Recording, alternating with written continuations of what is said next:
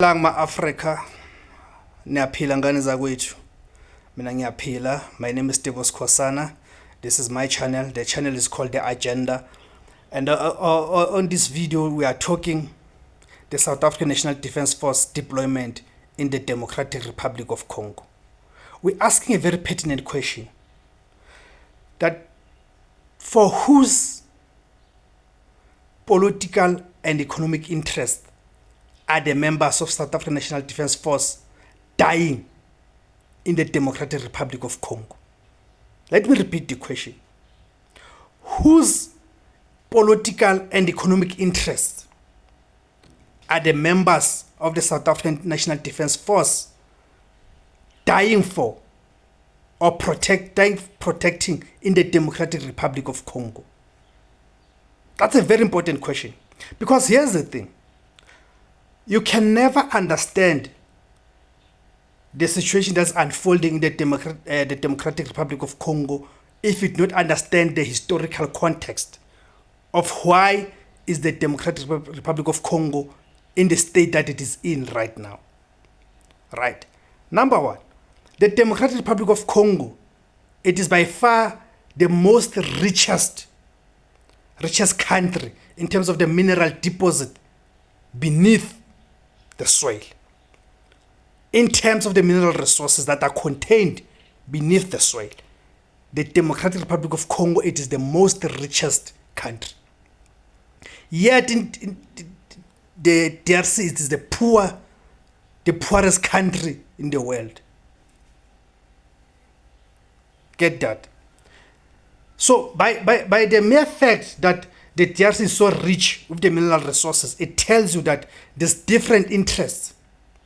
There's different international and local interests at play in the Democratic Republic of Congo. Okay? Because remember the DRC during that Berlin conference, when there was a Passover of Africa, right, was given to the King of Belgium. So you've got Belgian interest, then you've got the French interest, but also we've got American interest in the Democratic Republic of Congo. Okay. So you have to take it back, even fast forward to the day when they murdered Patrice Lumumba. Remember, it is Belgium, the United States of America, and France, and other different interests that eliminated Patrice Lumumba, because they viewed Patrice Lumumba as a threat in terms of halting the plunder of the DRC's mineral resources by this international interest, by this imperialist interest. So they eliminated Patrice Lumumba. So you have to understand that from that day when the DRC was passed over to Belgium to the day when the independence came, Patrice Lumumba became the prime minister, then he was killed and all of that. And indeed, DRC has never known peace since then. And you'd ask yourself one thing: how is it possible that we still got international companies that are continuing to mine the mineral resources in the Democratic Republic of Congo while there's so much conflict happening there?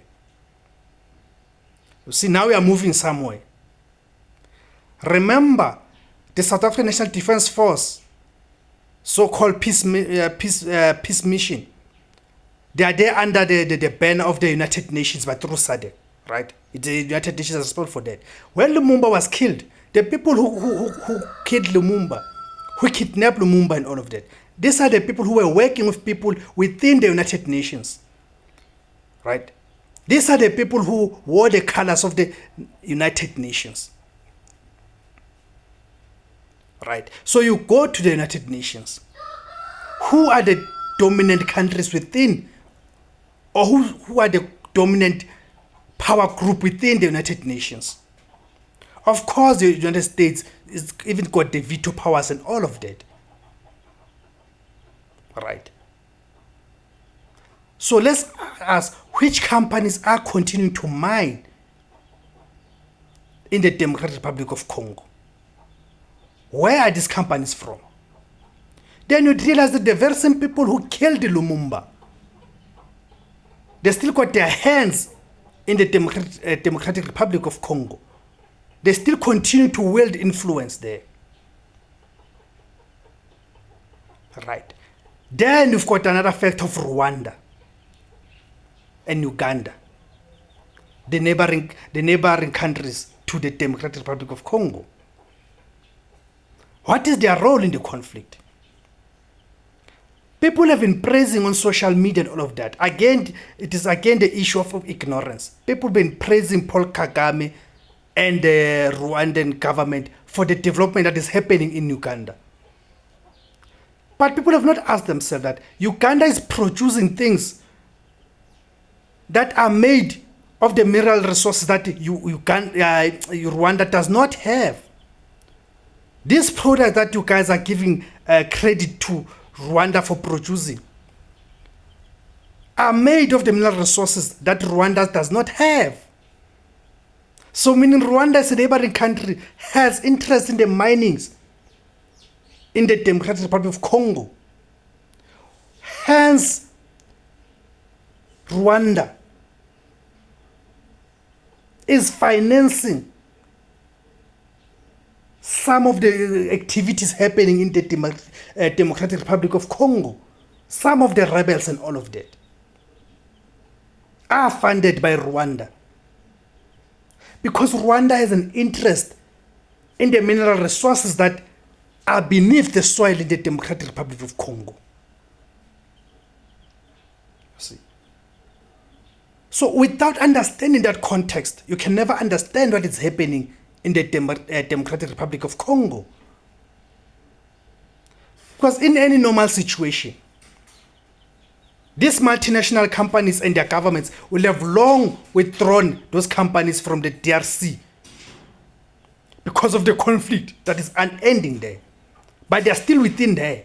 Meaning while the fight is happening, they continue to extract the mineral resources. They even influence the conflict to ensure that they continue to plunder the resources of the Democratic Republic of Congo. So we have to ask that the SADF, as they end the DRC, whose economic and political interests are they there to protect? Are they there to protect the interests of the multinational companies that continue to extract and exploit the mineral resources of the Democratic Republic of Congo? This is the question that has to be asked, because souls are being sacrificed to advance the interest of the political and economic elites in the DRC.